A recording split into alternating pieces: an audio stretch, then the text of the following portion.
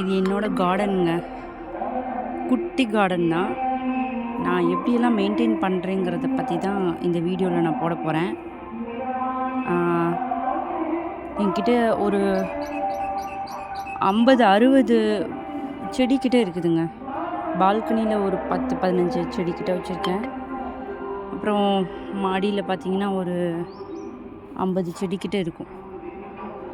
எல்லாமே வந்து பார்த்திங்கன்னா நான் என்ன சொல்கிறது, ரொம்ப கம்மியான ப்ரைஸில் கொஞ்சம் கொஞ்சமாக வாங்கினது தான். அது அதிக ப்ரைஸும் போட்டு வாங்கலை.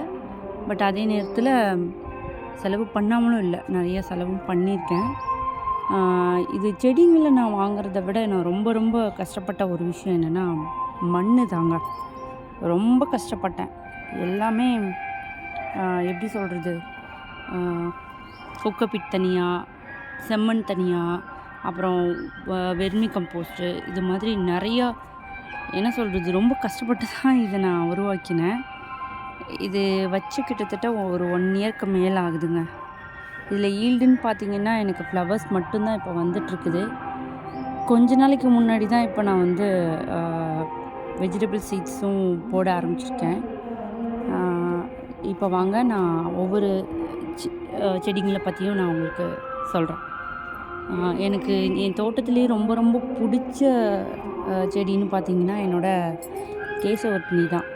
கேசவர்த்தினி பொறுத்த வரைக்கும் தொட்டாச்சினிங்கி மாதிரி தான். இதுவும் சின்ன வெயிலுக்கே தாங்க மாட்டாங்க. பட் இது எக்ஸ்ட்ரா கேர் எடுத்து நான் பார்த்துட்ருக்கேன். கொஞ்சம் கூட டைம் வேஸ்ட் பண்ணாமல் என்ன சொல்கிறது, அதுக்கு வந்து என்னென்ன உரம் கொடுக்கணுமோ அதெல்லாம் கொடுத்து இப்போ கொஞ்சம் ஓரளவு தளைஞ்சு வந்திருக்கிறாங்க. அடுத்து பார்த்திங்கன்னா இதெல்லாம் வந்து வெஜிடபிள் சீட்ஸ்லாம் போட்டிருக்கேன். இது பார்த்திங்கன்னா கீரை போட்டிருந்தேன். எப்படியோ இது தப்பி தவறி வந்து ஒரு சங்குப்பூவோட விதை விழுந்திருக்கும் போட்டிருக்குது. ஸோ அதை மனசு வரல எனக்கு. கீரையை பறிக்கவும் முடியல, அதே நேரத்தில் இந்த சங்குப்பூவையும் ஒன்றும் பண்ண முடியல.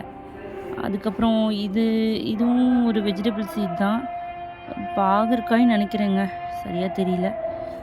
இது வந்து என்னது, அவரி செடி. இது இது இது என்ன செடின்னு எனக்கு தெரியலங்க. வெஜிடபிள் சீட் தான்.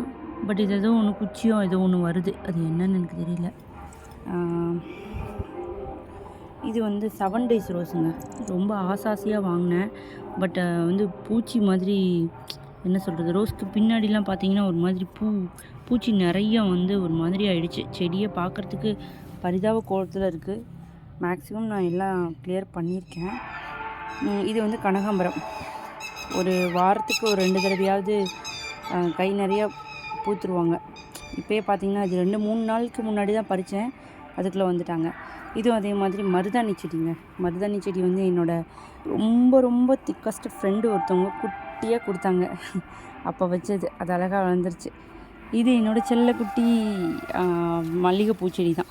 மல்லிகைப்பூ செடியை நல்லா க்ரூம் பண்ணி விட்டுட்டேன். பார்த்தா பெரிய பெரிய கலைங்களோடு நிறையா வந்துட்டாங்க.